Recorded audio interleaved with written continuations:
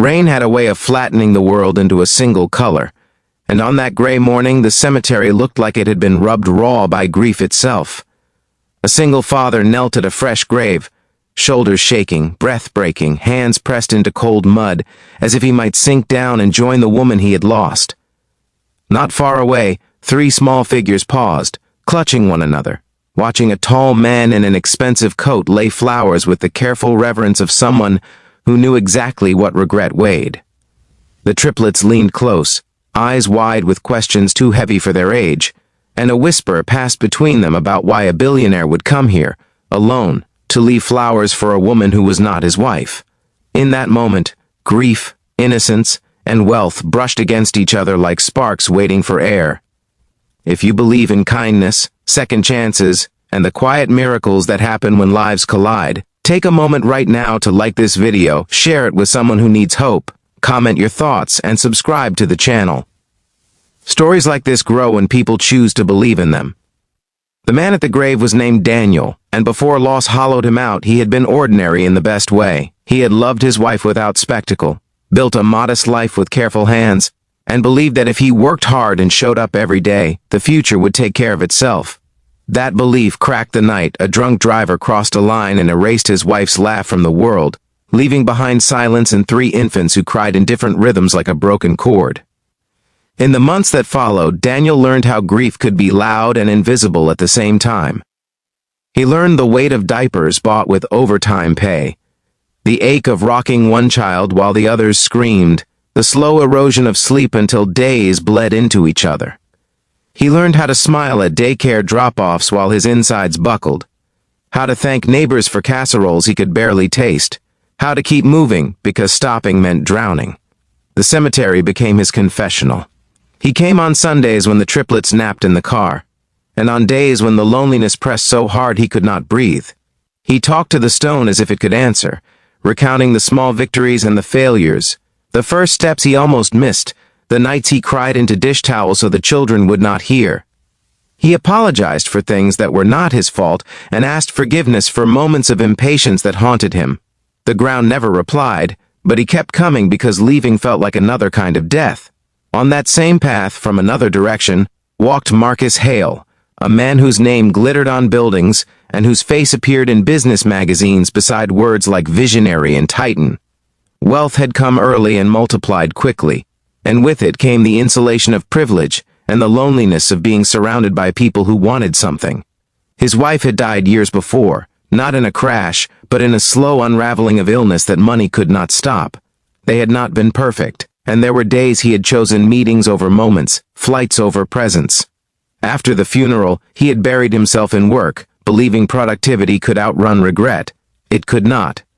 Grief waited patiently and grew teeth. Marcus visited the cemetery at dawn when the world was quiet and his thoughts were loud. He brought lilies because they had been her favorite, and he arranged them with care, straightening the ribbon even though no one was watching. He stayed longer than he meant to, fingers resting on cold stone, remembering promises made and broken, time squandered, love assumed. On that morning, the rain had surprised him, slicking the path and darkening his coat. He noticed the father kneeling nearby only when a child's shoe squeaked on wet gravel. The triplets had woken early, restless from a night of storms. Daniel, exhausted and unable to soothe them back to sleep, had bundled them into jackets and driven to the only place his heart felt honest. He let them out of the car because sometimes the open air calmed them, and he watched as they toddled a few steps away, their hands sticky with breakfast. They were old enough to notice the world now, to sense sadness even if they could not name it. They saw Marcus because he was different, because his posture carried authority even in grief, because his flowers were wrapped in paper that shone. Children have a way of asking the questions adults are too afraid to voice. They leaned together, eyes tracking the man, curiosity brightening their faces in a place meant for sorrow. They wondered in their wordless way why someone who looked like he belonged on television would come here alone, why he would kneel like their father did, why tears did not care about status. Their whisper was not sound but a shared thought, and it reached Daniel like a tug on his sleeve. Daniel rose unsteadily, wiped his face and gathered the children close, embarrassed by his tears and by the way his life felt on display. He nodded a polite acknowledgement toward Marcus and turned to leave, because staying felt like trespassing on another man's grief. But Marcus watched the small family retreat, watched the way the father's shoulders curved inward as if bracing against a wind no one else could feel. Something in him stirred, a recognition that grief had different faces but the same hunger. Change does not announce itself. It arrives quietly, disguised as inconvenience or chance. Marcus returned the next week, and the week after, always at a similar hour, always with flowers. He noticed the same car parked under the oak, the same worn jacket on the same man, the same 3 children now a little steadier on their feet.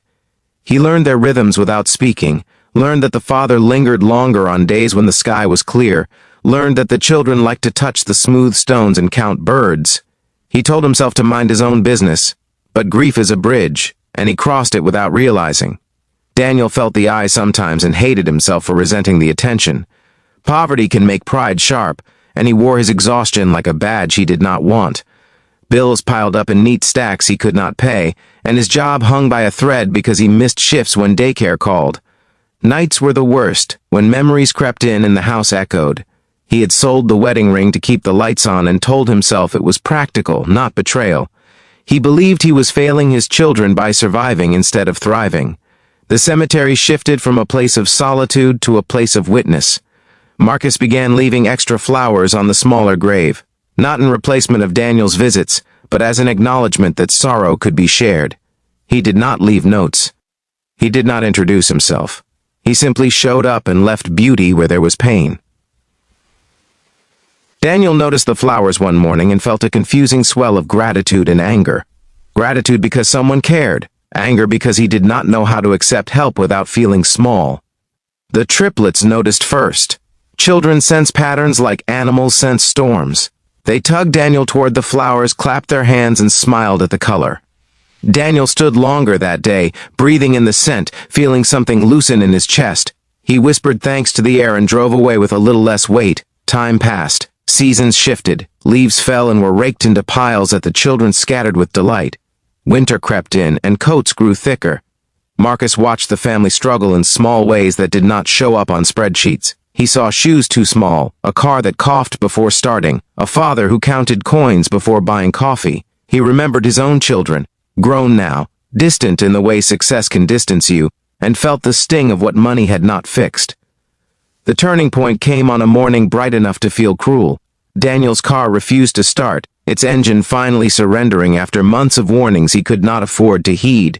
He sat behind the wheel, forehead against the steering wheel, children fussing in the back, panic rising like bile. He would miss work again. He might lose the job. He might lose everything. The cemetery gate loomed ahead, a place of comfort now blocked by the reality of survival. Marcus arrived to find the family stranded. He did not hesitate, because sometimes the right thing is obvious when you stop thinking. He arranged for the car to be towed and a replacement to be delivered, not new, not flashy, just reliable. He did it quietly, through a call and a signature, and left before Daniel could gather words.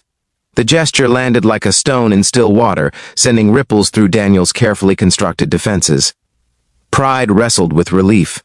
Daniel tried to refuse, tried to return the car, tried to pretend he could handle things on his own, but the children slept peacefully in the back seat of something that started when it was supposed to, and practicality won.